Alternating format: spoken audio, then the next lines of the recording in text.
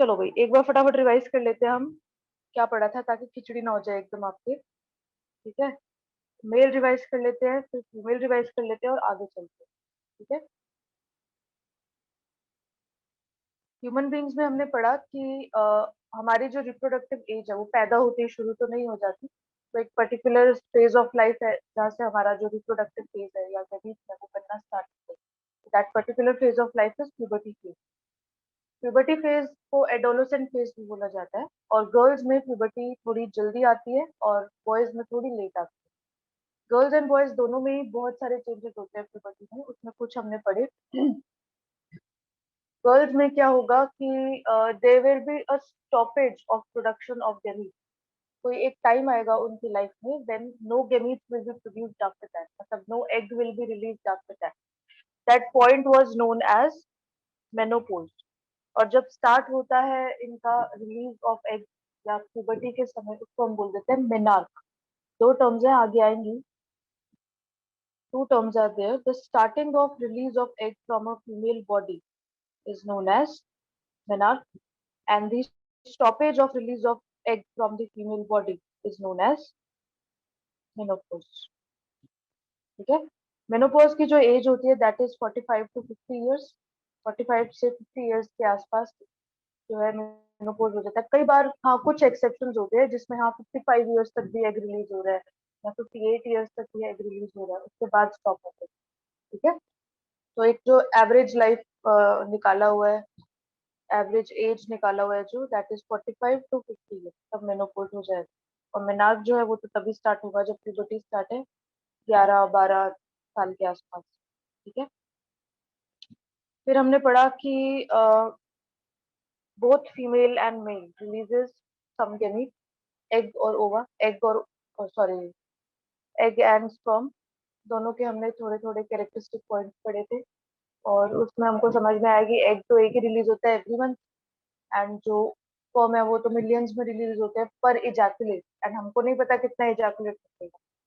तो एग जो है that release only one per month. और ये जो रिलीज ऑफ एग है साइकिल था पूरा, उसको हमने मेंस्ट्रुअल साइकिल बोल दिया था।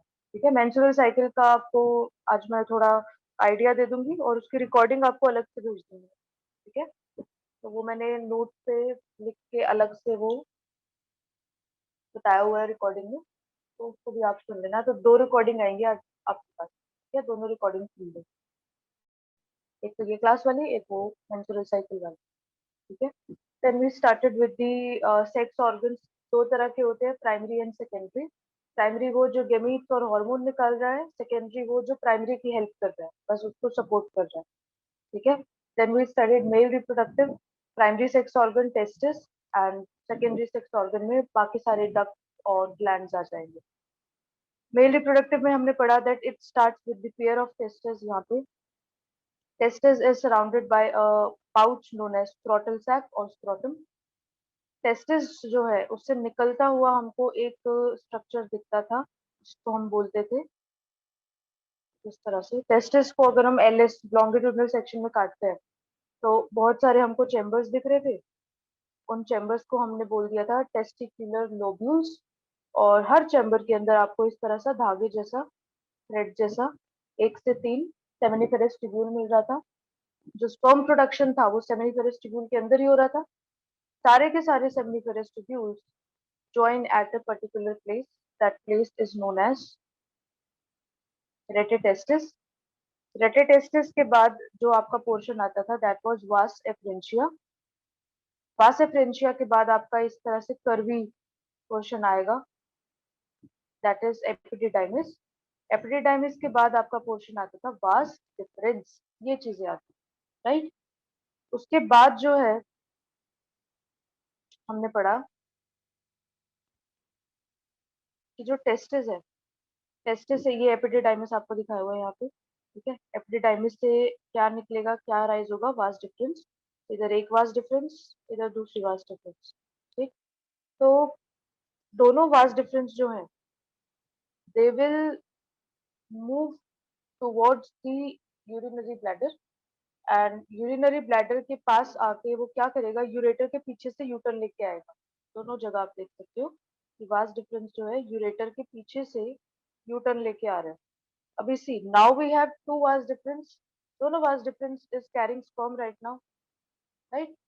बट यू सी कि दोनों ही वास डिफरेंस जो है उनको हमको फ्यूज करवाना पड़ेगा। व्हाई? बिकॉज यूरेथ्रा जो आपका यूरेथ्रा है वो तो एक ही है, ठीक है, जो ओपनिंग है दैट इज वन ओनली। तो वास डिफरेंस की दो अलग अलग ओपनिंग तो हो नहीं सकती, तो हमको दोनों वास डिफरेंस को फ्यूज करवाना पड़ा। और ऐसा पॉइंट जहाँ पे वो फ्यूज हो रहे थे, ऐसे पॉइंट में कुछ ग्लैंड्स भी थे जो अपने सिक्रेशंस को उन फ्यूजन पॉइंट में छोड़ रहे थे। वो ग्लैंड्स कौन कौन से थे? सबसे बड़ा ग्लैंड सेमिनल वेसिकल, उसके बाद आता है आपका पोस्ट प्रोस्टेट ग्लैंड, और सबसे छोटा सा gland is bulbo urethral gland. ठीक है, ये तीनों gland plus the vas deferens, ये सारी अपनी सिक्रेशन एक साथ छोड़ रहे हैं। प्लस क्योंकि जो ओपनिंग है that is urethra, and urethra कहाँ से राइज हो रहा है? यूरिनरी ब्लैडर से। तो मतलब यूरिन का भी सिक्रेशन होगा इसमें, सेमिनल वेसिकल का भी सिक्रेशन होगा इसमें, और सारे ग्लैंड्स का भी सिक्रेशन होगा इसमें। ठीक है, तो ये सारा का सारा जो सिक्रेशन है that combines into the urethra, और यूरेथ्रा इसको फिर बाहर लेके जाएगा बाय द एक्सटर्नल ओपनिंग। ठीक है, जो एक्सटर्नल ओपनिंग होती है that is guarded by a fatty tissue known as the penis और the copulatory part of male. जो कॉपुलेटरी पार्ट है उसका सबसे anterior most portion consist of very soft hairless portion known as glands, and glands के side में क्या होता है? छोटी सी स्किन फोल्ड होती है विच एक्चुअली कवर्स इट, तो that skin fold is known as foreskin. ठीक है, उसके बाद भी स्टडीड की जो स्क्रोटम है that covers the testis on both sides, and the testis are present outside your abdominal cavity और it is present outside your body. Why is it present outside your body? Because it requires 2 to 3 degree Celsius less than the body temperature, ताकि sperm का production आसानी से हो सके। ठीक है, उसके बाद में वही स्टडीड कि इस तरह से स्पर्म का प्रोडक्शन होता है।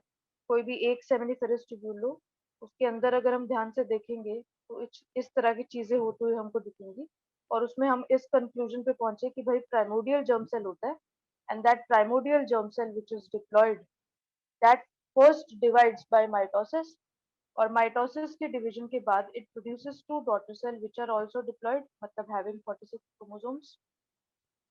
द डॉटर सेल्स, अभी कोई भी एक डॉटर सेल को चूज करो and run mitosis meiosis in it, तो उसके बाद मियोसिस रन करवाओ उस पे।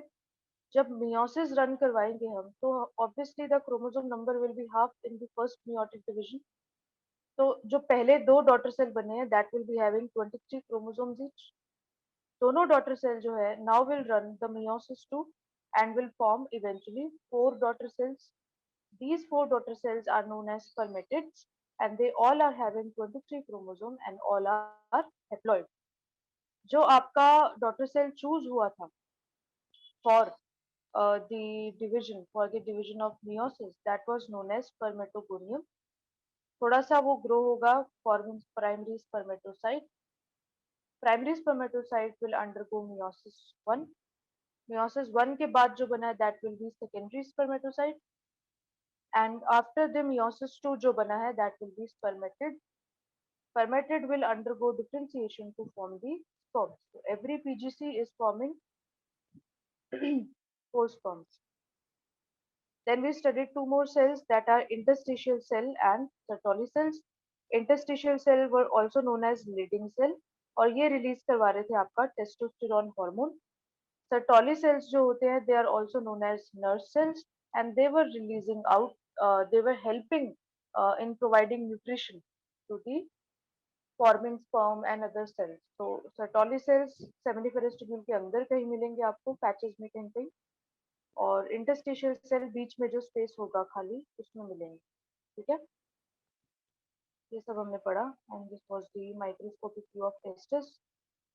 उसके बाद में हुई started with the female reproductive.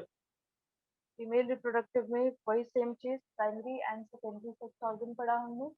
Primary sex organ in case of female was ovaries, and secondary sex organs में जितना सब बच गया सब ठीक है, उसमें हमने पढ़ा fallopian tube 12 centimetre, having 3 major portion, that was infundibulum, ampulla and isthmus। और जो आपका फर्टिलाइजेशन हो रहा था वो कहाँ हो रहा था, इधर एम्पुलरी isthmus जंक्शन में। ठीक है, इनफंडिबुलम के बिल्कुल एंटीरियर या टिप पर फिंगर लाइक प्रोजेक्शंस थे दोनों साइड पे। These finger like projections actually cover the ovary. जैसे किसी ने, मान लीजिए दिस इज द ओवरी, तो जो फिंगर लाइक प्रोजेक्शंस है they will be like this, इस तरह से पूरा कवर करेंगे, मतलब बिल्कुल ज्वाइन नहीं होंगे उससे, एकदम अटैच नहीं होंगे, बट इतने फास्ट प्रेजेंट होंगे कि अगर ओवा रिलीज होगा तो हमारे पास ही आएगा। ठीक है, ऐसा होगा।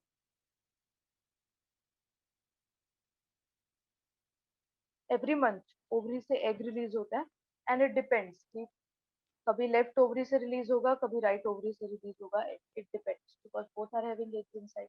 तो कभी भी कहीं से भी रिलीज हो सकता है। ठीक है, तो both will be releasing egg, and अगर एग आया इधर और उस फॉर्म से मिल गया, फर्टिलाइजेशन हो गया बढ़िया से, तो इम्प्लांटेशन हो जाएगा। अगर स्पर्म नहीं आया, एग बेचारा ऐसे ही है अकेला, थोड़ी देर बाद वेट करेगा, कुछ देर वेट करेगा, नहीं आया तो कोई बात नहीं, एग जो है वो शेड हो जाएगा, मतलब रिलीज आउट हो जाएगा, और साथ ही साथ ये एंडोमेट्रियम लाइनिंग को भी अपने साथ ले जाएगा। ठीक है, तो एवरी मंथ जो है 3 to 4 days का मेंसेस या पीरियड्स होंगे, जिसमें if egg is not fertilized तो it will be released out by the endometrium, plus endometrium और एग दोनों ही रिलीज आउट हो जाएंगे विद सम ब्लड, म्यूकस, सब चीज के साथ। ठीक है, उसको हम मेंसेस बोलते हैं, which is a part of menstrual cycle. Female reproductive system में हमने पढ़ा दैट इट कंसिस्ट ऑफ वॉर्म और uterus having uterine cavity is uterus। Uterus का जो हेड होता है उसको हम यूट्राइन फंडस बोलते हैं। और जैसे हमने पढ़ा था ना स्टमक में, स्टमक में याद होगा आपको, फंडस, कार्डियक, पाइलोरिक, तो उसमें भी जो हेड था उसका पोर्शन को हमने फंडस बोला था। इस तरह से यूट्रस का जो हेड है उसको हम फंडस बोल दे रहे हैं। यूट्रस जो है it consist of 3 layer, 3 layer से बना है। एक है सबसे बाहर वाली लेयर दैट इज पेरीमेट्रियम, दूसरी इज बीच वाली layer that is myometrium, and third one is endometrium. ठीक है, एंडोमेट्रियम हमने क्या पढ़ा, it forms finger like projections, जो सीलिया नहीं है but they are just finger like projections. इसका जो लेयर है वो खुद ही फोल्ड है ऐसे। ठीक है, सीलिया जो है आपको कहाँ मिलता था, इधर फेलोपियन ट्यूब के अंदर, ताकि जब एग इधर आए तो आराम से हम उसको इधर भेज सकें। ठीक है, अच्छा एक क्वेश्चन है आपके लिए कि हमने फेलोपियन ट्यूब के अंदर जो एपिथेलियम है उसको सिलिएटेड क्यों बनाया, उसको हमने ब्रश बॉर्डर्ड क्यों नहीं बनाया। Why the epithelium which is present inside the fallopian tube is ciliated epithelium, not the brush bordered epithelium. Brush bordered epithelium क्यों नहीं है, सिलिएटेड ही क्यों है, आंसर लिखो चैट बॉक्स में सब। ठीक है, फिर हमने पढ़ा यूट्रस में कि ओपनिंग्स हैं, ओपनिंग्स में पहले आएगी cervix, having the opening known as cervical canal, and then आता है वेजाइना। वेजाइना की फिर फर्दर ओपनिंग होती है अलग से। इसमें हमने देखा that male have single opening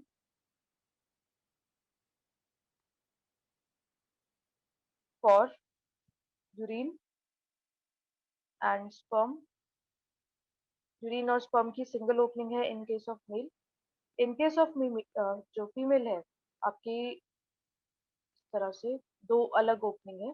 anal opening तो चलो मेल में भी है, एनस, एंड यूरिनरी ओपनिंग अलग है, एंड वेजाइनल ओपनिंग अलग है। Okay, so 3 different openings. In case of male, we just have like urine और sperm का एक ही opening and then is anus, only 2 openings. ठीक है, चलिए। Then we studied कि लोकेशन क्या होती है अगर साइड से देखा जाए, तो what is the location of uterus, वो थोड़ा ऐसे बेंड होता है, इट्स नॉट स्ट्रेट, बेंड होता है थोड़ा सा, एंड दैट बेंड स्ट्रक्चर जो है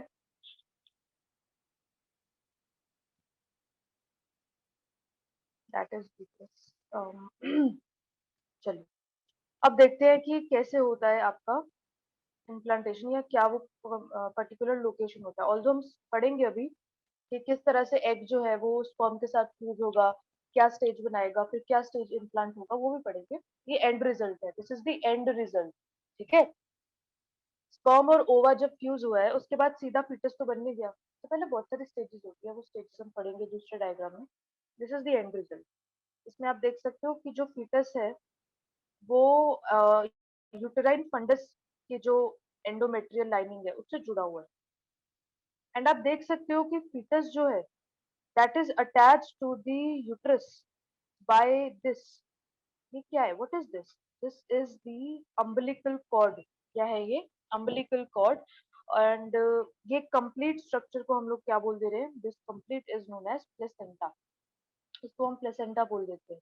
अगर आप ध्यान से देखेंगे तो बहुत सारी बहुत बहुत सारी ये ब्लड वेसल्स आपको दिख रही है, दिख रही है? These are all blood vessels.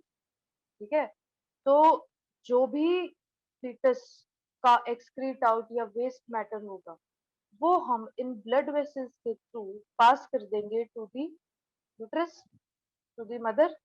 और कोई भी चीज, एक चीज ध्यान रखना आप कि कोई भी चीज जो है वो डायरेक्टली मदर को नहीं जाएगी। मान लो इस फीटस का जो भी वेस्ट मटेरियल है, वेस्ट प्रोडक्ट है, तो अभी फीटस जो है वो एक्सक्रीशन तो कर नहीं सकता, यूरिन और अपना जो फीकल मैटर है इधर तो डाल नहीं सकता, क्योंकि पॉइजन इकट्ठा, टॉक्सिसिटी बढ़ जाएगी, मर जाएगा फीटस। ठीक है, बहुत सारे केसेस होते हैं कि बच्चा ने जैसे सॉरी, बच्चे ने डिलीवरी के टाइम पे अपना फीकल मैटर निकाल दिया इसी में अंदर ही, और इस वजह से क्या हुआ, हमको फिर उसका सी सेक्शन करना पड़ा, सिजेरियन करना पड़ी। क्योंकि अगर ज्यादा देर, अब डिलीवरी में टाइम तो लगेगा ही, एटलीस्ट 2-3 घंटे तो लगेंगे। तो इतनी देर तक अगर वो बच्चा is surrounded with the faecal matter तो हो सकता है उसको थोड़ा पॉइजनिंग हो जाए। ठीक है, तो इस वजह से उस समय फिर हमको ऑपरेशन करना पड़ता है, सी सेक्शन करना पड़ता है। ऑल्दो और भी बहुत सारे रीजन है सी सेक्शन के। ठीक है, तो जो भी सामान होगा फीटस का, मान लीजिए वेस्ट मटेरियल है, तो उस वेस्ट मटेरियल को ना हम डायरेक्टली नहीं देंगे।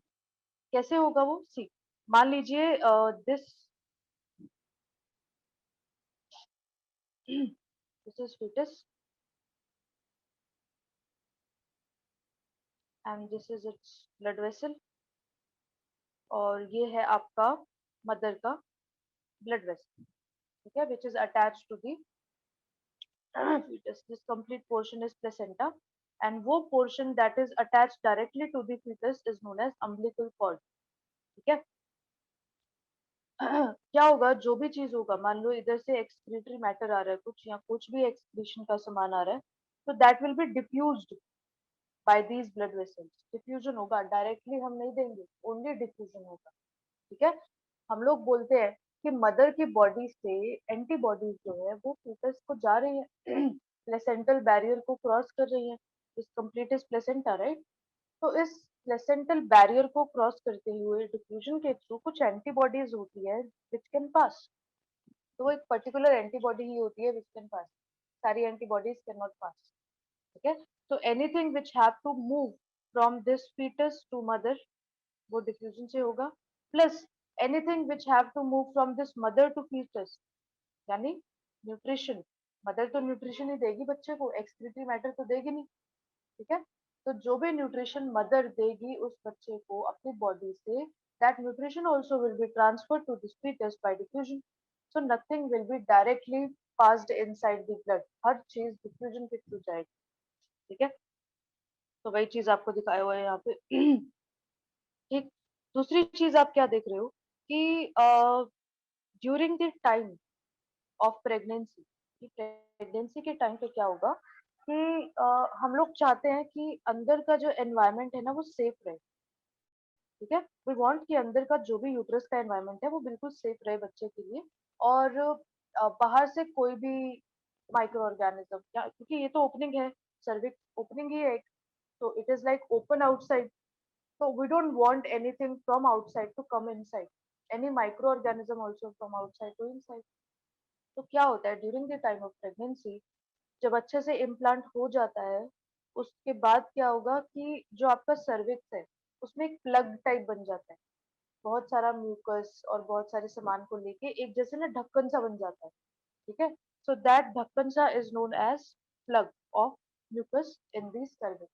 म्यूकस जो होता है वो इकट्ठा होके एक्यूमुलेट होके एक प्लग सा बना देता है and that plug is actually helping the environment to be safe inside the uterine cavity.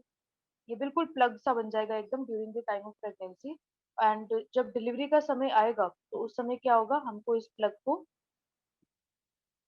ये प्लग जो है वो इस तरह से फट जाता है एक तरह से, या एक तरह से ये प्लग जो है वो खुल जाता है। और इस प्लग के खुलने के बाद क्या होगा कि आप देख सकते हो ये जो बच्चा है, this is surrounded by a layer. Directly uterine cavity को फेस नहीं कर रहा है। सॉरी। यूट्रस के अंदर का जो एनवायरनमेंट होता है वो थोड़ा एसिडिक होता है। तो हम अगर बच्चे को डायरेक्टली यूट्रस के एनवायरनमेंट से फेस करवा रहे हैं तो उससे तो उसको नुकसान हो जाएगा और वो बच्चा सरवाइव नहीं कर पाएगा। तो हमको उस बच्चे को थोड़ा सेफ एनवायरनमेंट और देना पड़ता है, जिसकी वजह से हमको फीटस के बाहर कुछ लेयर्स बनानी पड़ती है, ठीक है, जिनको हम फीटल लेयर्स बोलते हैं। फीटल लेयर्स और एक्स्ट्रा एम्ब्रियोनिक लेयर, बहुत सारी बुक्स में इसको एक्स्ट्रा एम्ब्रियोनिक लेयर्स, ठीक है। एम्ब्रियोनिक लेयर्स तो आपका फीटस बनाएंगी, एक्स्ट्रा एम्ब्रियोनिक लेयर वो जो फीटस को सराउंड कर रही है। These are extra embryonic layers, ठीक है। अब ये जो लेयर्स है these are helping the fetus to grow inside, ठीक है। तो जब डिलीवरी का समय आएगा उस समय क्या होगा कि सबसे पहले तो ये प्लग हटेगा यहाँ से, ठीक है। और डिलीवरी का जो रिफ्लेक्स है वो कौन देगा हमको, हमने पढ़ा था एंडोक्राइन सिस्टम में कि जो फीटस है, जो बच्चा है, वही रिफ्लेक्स स्टार्ट करेगा पहले। तो बच्चा will give reflex to the mother first, and mother इस रिफ्लेक्स को लेकर किसके पास सिग्नल भेजेगी, ब्रेन के पास। ब्रेन में क्या है आपका पिट्यूटरी, पिट्यूटरी में क्या है ऑक्सीटोसिन, राइट, ऑक्सीटोसिन है। अब ऑक्सीटोसिन को एक बार सिग्नल मिल गया, then oxytocin release will get start. Oxytocin release start हो गया तो यूट्रस को सिग्नल मिल चुका है कि भाई अब बहुत स्ट्रॉन्ग कॉन्ट्रैक्शन करवाओ, ठीक है। तो उस रिलीज के बाद, ऑक्सीटोसिन के रिलीज के बाद यूट्रस को एक सिग्नल मिलेगा कि contract as much as possible. तो यूट्रस जो है अपने आप ही बहुत ज्यादा कॉन्ट्रैक्शन शो करेगा। और कॉन्ट्रैक्शन के बाद क्या होगा कि this fetus will be forced to move out, ठीक है। इसका हेड जो है वो नीचे वाली साइड पे आ जाएगा, और हेड नीचे वाली साइड पे एक बार आ गया तो हम लोग क्या करेंगे, इसको डिलीवर आउट कर देंगे।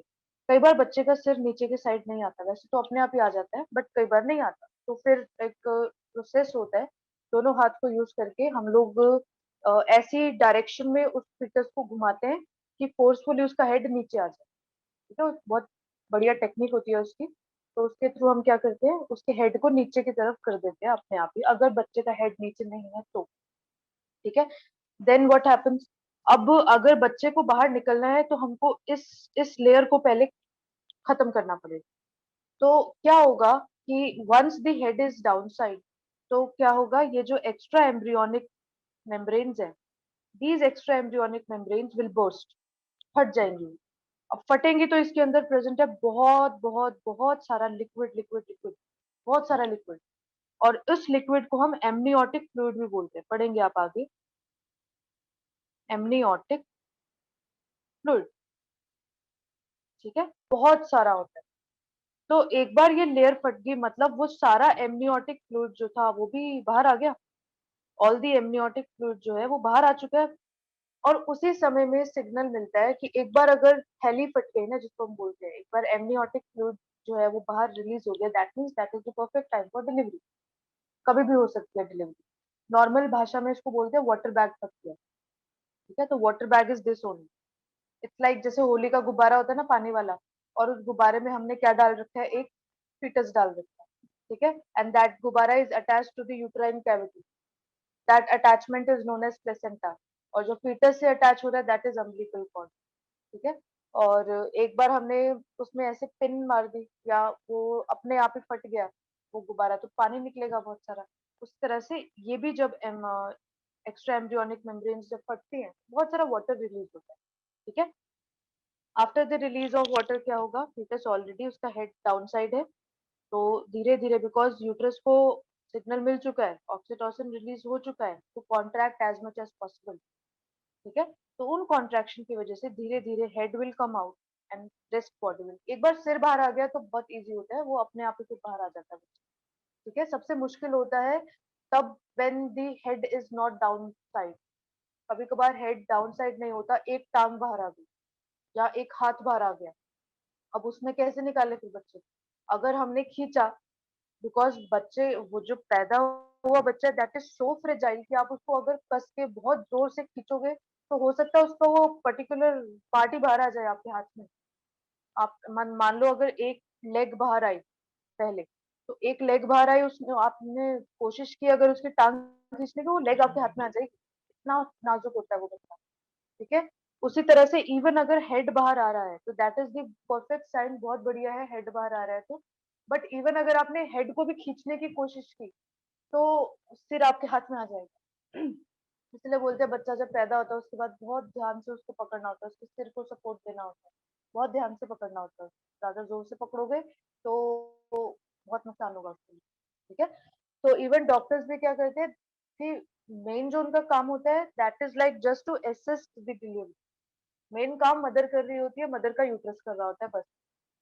डॉक्टर्स जो एक बार सिर बाहर आ गया they will just give support to the head, बस सपोर्ट देंगे कि सिर नीचे ना लटके, वो अपने नीचे हाथ रख के सपोर्ट देंगे, तो अपने आप ही वो बच्चा जो है फिर बाहर आएगा, ऐसा होता है। ठीक है।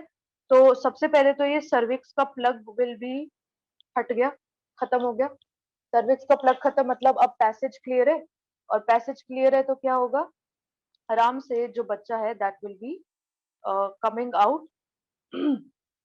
और ऊपर देखो, मतलब इधर था सी, बहुत बड़ा हो जाता है यूट्रस का size during the time of pregnancy, ये तो बिल्कुल छोटा सा साइज दिखाया हुआ है। तो यहाँ पे हेड होगा बच्चे का, and this will be the next portion. तो हेड जो है एक बार आ गया, तो अब वो हेड जो है इस पोर्शन में आएगा और यहाँ से फिर आउट।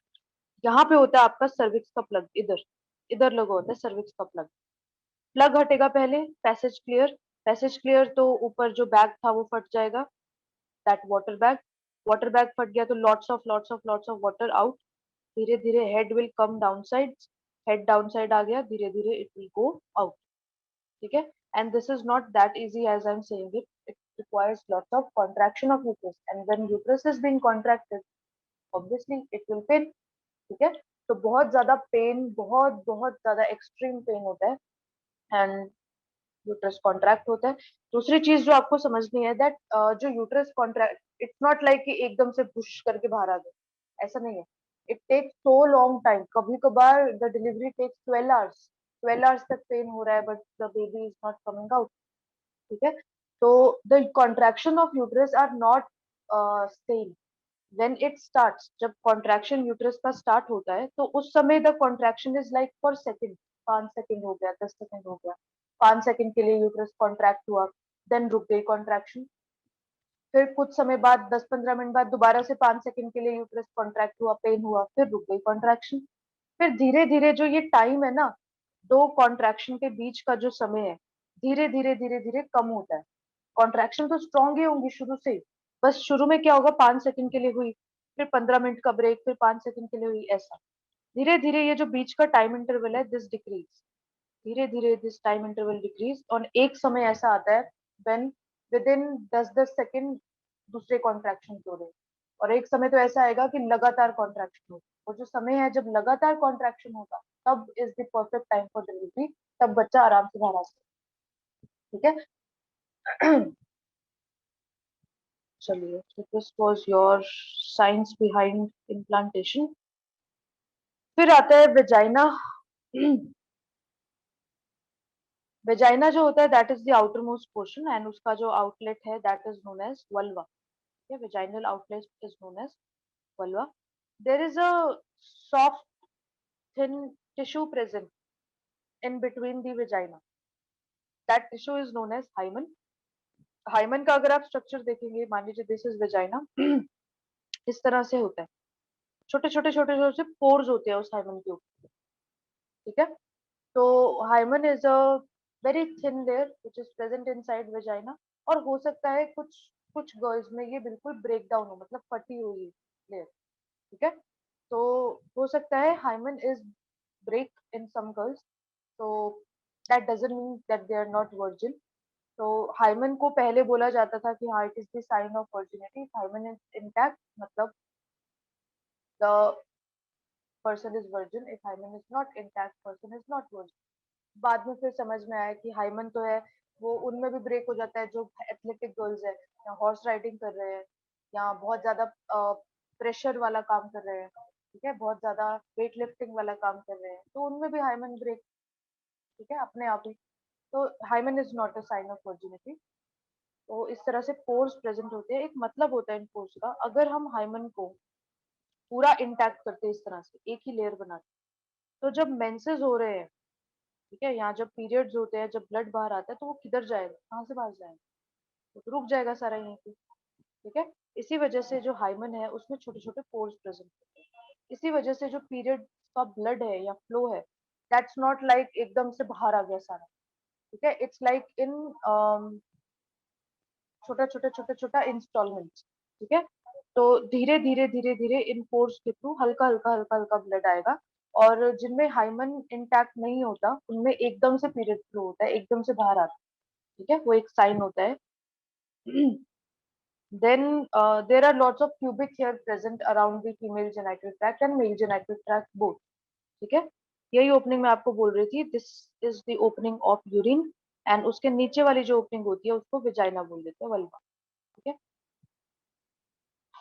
वेजाइना जो होता है उसको बर्थ कैनाल भी बोलते हैं, बिकॉज इसी के थ्रू जो बच्चा है वो बाहर आता है। तो कुछ क्वेश्चंस आपको बर्थ कैनाल में अगर आ रहे हैं तो that means they are related with vagina, ठीक है। देन आता है मेमोरी ग्लैंड्स। मेमोरी ग्लैंड्स जो होते हैं they are in pair present in the female, ठीक है। एंड मेमोरी ग्लैंड्स जो होते हैं they are modified of course, ठीक, in females not in males. तो मेमोरी ग्लैंड प्यूबर्टी के बाद ही डेवलप होना स्टार्ट होते हैं, ठीक? और इनका मेन काम होता है to secrete milk, milk secretion में काम होता है। अब देखो मिल्क को प्रोड्यूस करवाने में प्रोलैक्टिन, और मिल्क को इजेक्ट या रिलीज आउट करवाने में आपका होता है ऑक्सीटोसिन, ठीक है। तो ये दो hormones help in this process, and ये जो मिल्क रिलीज है this starts after the delivery, just after the delivery signal मिल जाता है, प्रोलैक्टिन रिलीज का प्रोडक्शन होता है मिल्क का, एंड इजेक्शन होता है मिल्क का, ठीक है, just after the delivery. Then आता है फर्टिलाइजेशन कैसे होगा उससे।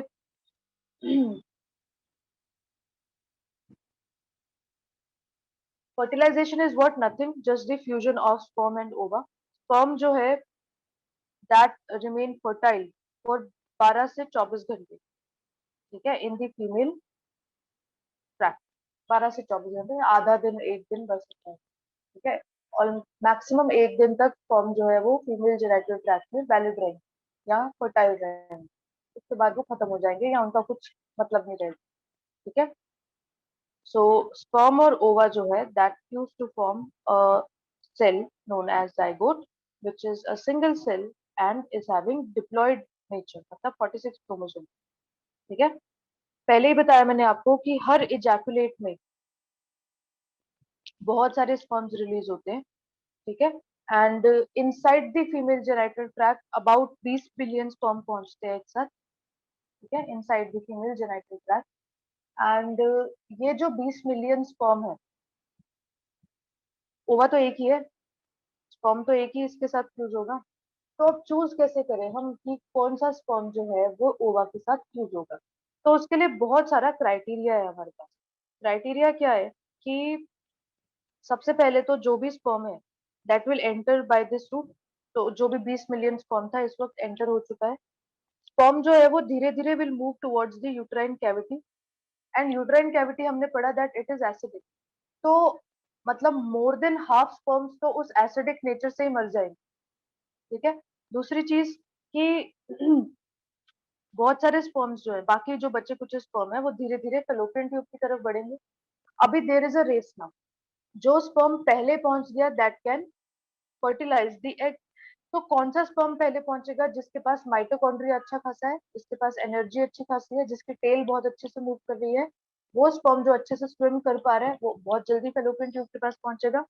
मान लीजिए ले दे के सब कुछ बाकी सारे खत्म हो गए, एंड ले दे के 5 to 10 स्पर्म जो है वो इस एग के पास पहुंचे। उन 5 to 10 में से सबसे पहले जो एग मेम्ब्रेन को खत्म करके अंदर पहुंच पाएगा, that will be the sperm which will be fusing the egg. ठीक है, क्योंकि एग मेम्ब्रेन को हमको थोड़ा सा डिसॉल्व भी तो करना है उस पोर्शन में से, तभी तो वो एंटर हो पाएगा। तो वो स्पर्म विच का हो सकता है कि एग के अराउंड इस वक्त जो आए हैं ये मान लीजिए इतने स्पर्म एग के अराउंड आ चुके हैं, सबसे पहले ये पहुंच चुके हैं। बट इनमें से भी कौन सा है जो फ्यूज करेगा एग को?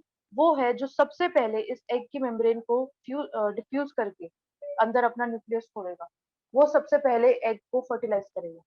एक बार उस एग की मेम्ब्रेन को, इस मान लीजिए ये स्पर्म था, इसने एग की मेम्ब्रेन को डिसॉल्व कर दिया, उसके बाद एक लॉक हो जाता है पूरा।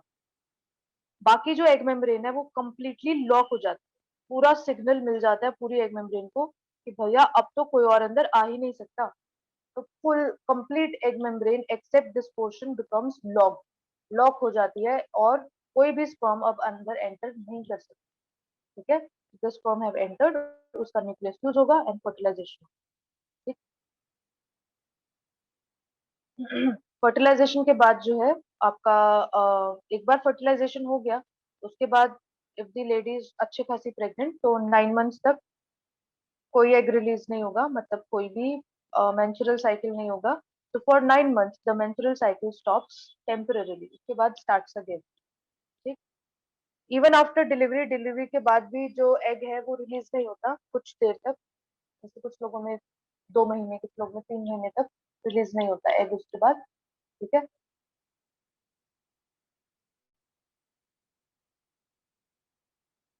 This is the process of fertilisation. एक एक करके समझते हैं। पहले तो हम एग का स्ट्रक्चर समझ लेते हैं।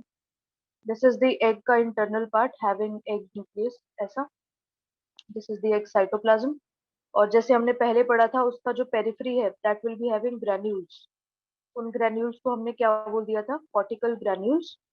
जो कॉर्टिकल ग्रैन्यूल्स है उनका काम फर्टिलाइजेशन में होता है, बहुत इंपॉर्टेंट काम होता है, अभी पता चलेगा। और बाहर आती है आपकी एग मेम्ब्रेन। एग मेम्ब्रेन इस तरह से, एग मेम्ब्रेन के बाहर आपको जो लेयर मिलती है that will be the corona radiata. This layer, corona radiata के बाहर आपको मिलेगा जोना पेल्यूसिडा। ठीक है, अब सी स्पर्म आया, मान लीजिए दिस वाज द स्पर्म जो सबसे पहले पहुंचा, and this have started to dissolve the egg membrane. तो डिसॉल्व कैसे करेगा? Because of the presence of acrosome.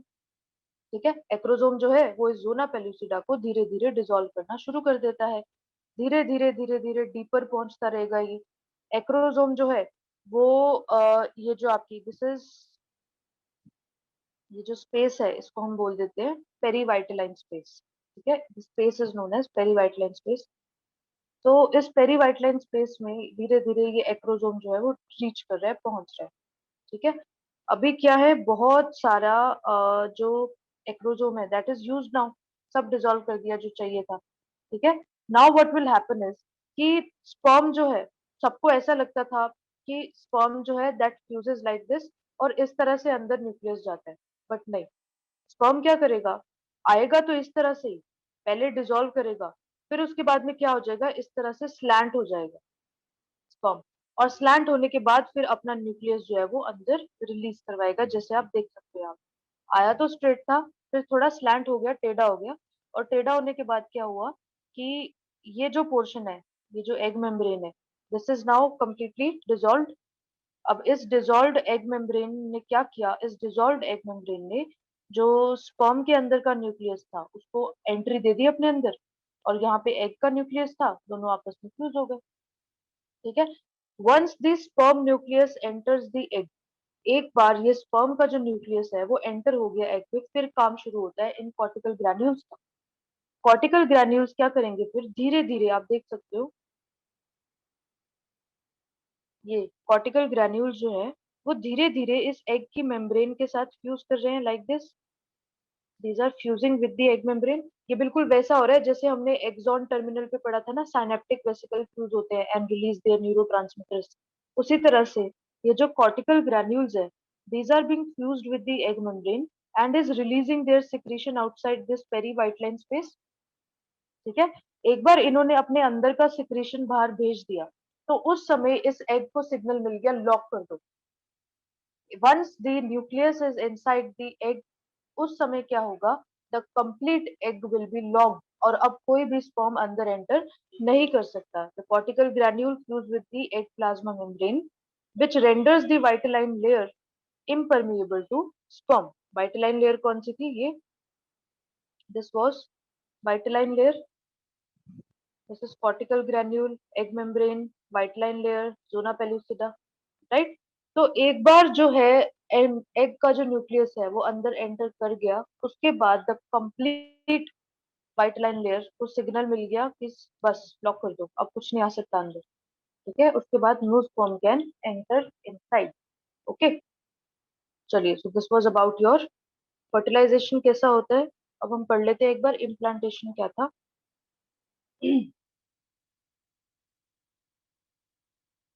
ये कुछ स्टेजेस है इम्प्लांटेशन के. फटाफट कर लेते हैं, नेक्स्ट क्लास में भी इसको रिवाइज कर लेंगे.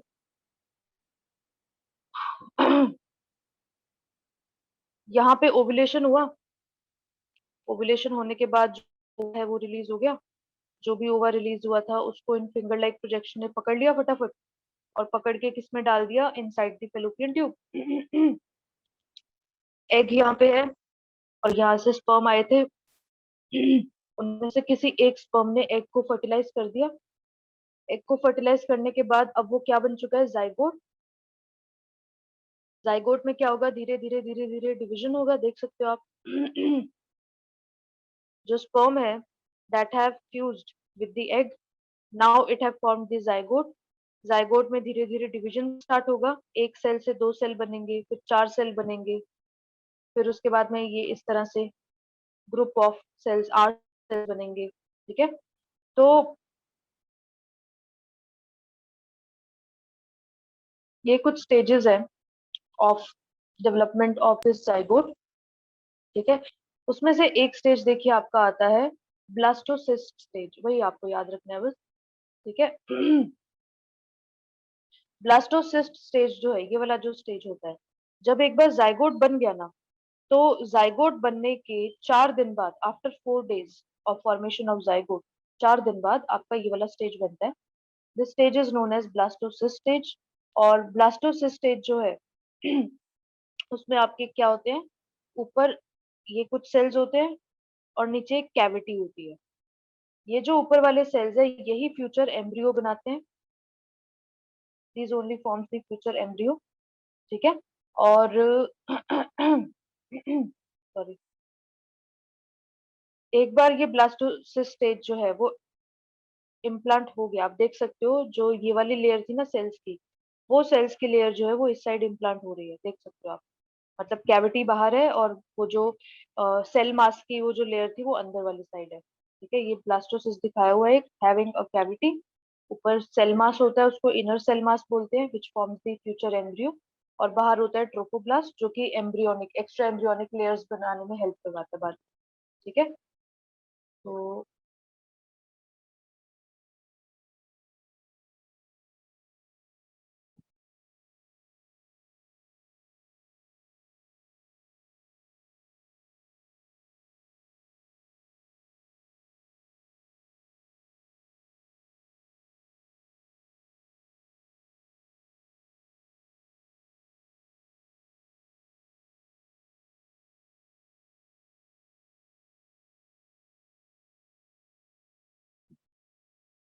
तो इस तरह से जो ब्लास्टोसिस्ट है that will be implanted inside the uterus, और धीरे धीरे धीरे धीरे it will grow into foetus having the extra embryonic layer outside, and then it will be delivered out by full, जब फुली ग्रोन हो जाएगा तब. ठीक है, कहाँ पे इम्प्लांट हो रहा है, देखो एंडोमेट्रियम लाइनिंग पे इम्प्लांट हो रहा है. और कौन सा स्टेज इम्प्लांट हो रहा है, ब्लास्टोसिस्ट, ब्लास्टोसिस्ट स्टेज इम्प्लांट हो रहा है. ठीक है, ये जो आपका इम्प्लांटेशन है, ठीक है, यानी जो आपका ये है जाइगोट से बनने, ये जो जाइगोट है उसके बनने से लेकर ब्लास्टोसिस्ट के बनने से लेकर उसको इम्प्लांट होने तक जो समय लगा है, मतलब यहाँ से लेकर यहाँ तक का जो समय है, that will be 7 days.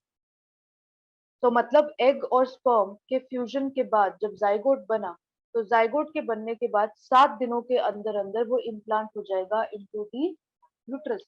इसी वजह से हम लोग क्या करते हैं कि जो प्रेगनेंसी टेस्ट होते हैं वो आफ्टर 7 डेज करते हैं, ठीक है, या आफ्टर 1 to 2 वीक्स करते हैं हम लोग जो प्रेगनेंसी टेस्ट होता है। बिकॉज जस्ट नेक्स्ट डे अगर आप प्रेगनेंसी टेस्ट करोगे तो कुछ समझ नहीं आएगा, कुछ होगा ही नहीं, क्या क्या देखोगे, क्या देखोगे प्रेगनेंसी टेस्ट, ठीक है। तो प्रेगनेंसी टेस्ट में हम क्या करते हैं, we take urine sample on this plate, वो भी हम अलग से करेंगे, पूरा टॉपिक है उसका भी, ठीक है। तो प्रेगनेंसी टेस्ट इसीलिए हम 7 दिनों के बाद करते हैं क्योंकि उसको इम्प्लांट होने में 7 दिन लगेगा। इम्प्लांट होगा तब तो आप प्रेग्नेंट होगे ना, बिना इम्प्लांटेशन के क्या। कभी कभी क्या होता है, ब्लास्टोसिस बंद तो गया, इम्प्लांट ही नहीं हुआ, वो वैसे का वैसे ही बाहर आ गया, ठीक है, क्योंकि एंडोमेट्रियम लाइनिंग बढ़िया थी नहीं, उसको कुछ जगह ही नहीं मिली अच्छे से इम्प्लांट होने की, वो बाहर आ गया, ठीक है। तो बहुत अच्छे चांसेस होते हैं इम्प्लांटेशन के, although no doubt, but sometimes it's like this only, blastocyst implant नहीं हुआ तो प्रेग्नेंट नहीं हुआ, ब्लास्टोसिस बाहर आ जाएगा, ठीक है। तो it's like that. So this was about your implantation. आपको आज की रिकॉर्डिंग और मेंस्ट्रुअल साइकिल की रिकॉर्डिंग मिलेगी, दोनों रिकॉर्डिंग आपको देखनी है, ठीक है। This was all for today, if you have any doubt you can ask. Mother की बॉडी को सब पता होता है बेटा, सेल सिग्नलिंग बोलते हैं, ठीक है। एक बार फीटस निकल गया तो फीटस जो रिफ्लेक्स पिट्यूटरी तक दे रहा है, तो पिट्यूटरी को जब रिफ्लेक्स मिल रहा है ऑक्सीटोसिन रिलीज करवाने का, तो उसको ये भी तो रिफ्लेक्स मिलेगा ना कि बहुत जल्दी तुमको प्रोलैक्टिन भी रिलीज करवाना है, ठीक है, या आपको बहुत जल्दी मिल्क इंजेक्शन भी करवाना है, तो ये भी सिग्नल मिल ही जाता है उसको। हाँ, ट्विंस का अलग टॉपिक है बेटा, मोनो एंड डाइजाइगोटिक ट्विंस होते हैं, उनका अलग टॉपिक, वो हम अलग से करेंगे, ठीक है। हर चीज एक ही लेक्चर में नहीं होगी ना। No, there is not very rare possibility of fusion of two sperms with ova, ऐसा हो ही नहीं सकता, ठीक है। हो सकता है जाइगोट स्प्लिट हो जाए तो ट्विंस बन जाए, ये हो सकता है, बट दो स्पर्म बहुत rare chance. Oxytocin release by, तुम बताओ दिव्यांश, ये तुम बताओ, एंडोक्राइन सिस्टम पढ़ चुके हो तुम।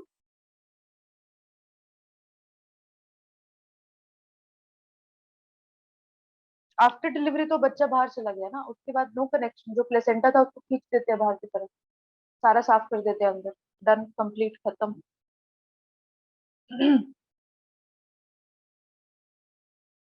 ऑक्सीटोसिन बेटा पिट्यूटरी, पिट्यूटरी, पोस्टीरियर पिट्यूटरी, दो ही तो हार्मोन निकाल रहा था, ऑक्सीटोसिन एंड वेसोप्रेसिन। कोई बोन नहीं टूटती Aryan, no bone is break. जो वेस्ट बोन है वो बहुत वाइड हो जाती है, फैल जाती है, हड्डियां नहीं टूटती उसमें, ठीक है। Yes, there is unidirectional movement of ova, Aryan, yes. हाँ, सीलिया इसीलिए होता है उसमें प्रेजेंट, यस। गुड, सबका आंसर सही है। बायो का सिलेबस पीटी के लिए आपका होगा, भेजा नहीं आपको अभी? अच्छा चलो, उसमें वो है लाइफ प्रोसेस का पार्ट है उसमें, क्योंकि करनाल वालों का, उनका भी मैं ही देख रही हूँ, तो उनके तो अभी तक लाइफ प्रोसेस ही चल रहा है, जो पहले कराया था वो सिर्फ स्टमक तक कराया था उसका। तो अब तो उनका मैंने न्यूट्रिशन खत्म करवाया। तो आपका पीटी का syllabus will be like nutrition in amoeba, nutrition in human beings and modes of nutrition, ये होगा सिलेबस, ठीक है। 31st को है ना, ये सिलेबस है पीटी का, मनीष। वाटर ब्लॉक वही जो हमने सर्वाइकल एरिया में जो हमने कैप बनाई थी, दैट इज सर्वाइकल कैप।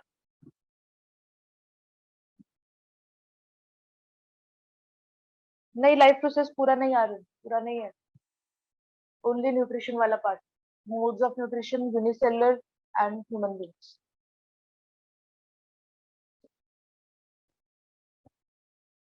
अगर हाइमन ब्रोक है तो कुछ नहीं होगा, ज्यादा कुछ फर्क नहीं पड़ेगा, बस वो फ्लूइड एकदम से बाहर आएगी बस, और कुछ नहीं, जो ब्लड है एकदम से आएगा, रौनक। लैक ऑफ वाटर मीन्स वो जो एमनियोटिक, हमने कैविटी बोली ना, जो एमनियोटिक फ्लूइड हमने पढ़ा अभी, वाटर बैग ब्रेक होता है, अंदर वाटर होता है बहुत सारा एम्ब्रियो को सराउंड करता हुआ, तो कभी कभी वो पानी कम होता है या होता ही नहीं है, तो अभी एम्ब्रियो को सराउंड करने के लिए there is no water, embryo को फ्लोट करवाना है हमको, अभी फ्लोटिंग नहीं हो रहा है, मतलब एम्ब्रियो जो है वो बहुत खतरे में है इस वक्त, because it can be in direct contact with uterus, इसमें फिर कभी कभी बोलते हैं पानी कम हो गया, बच्चा मर सकता है। और कभी कभी डिलीवरी के पास आते आते जो वाटर बैग है उसमें पानी कम हो जाता है, जिसकी वजह से फिर हमें सिजेरियन करना पड़ता है या अर्ली डिलीवरी करनी पड़ती है, 8 महीने में डिलीवरी करनी पड़ जाती है। That is that.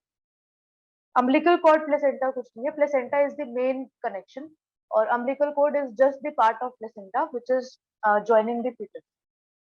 ठीक है, प्लेसेंटा कंप्लीट है एंड उसका part is umbilical cord which is joining the fetus. चलिए, so this was all for today, thank you. Next जो भी डाउट होंगे आप पूछ सकते हैं बाद में व्हाट्सएप पे।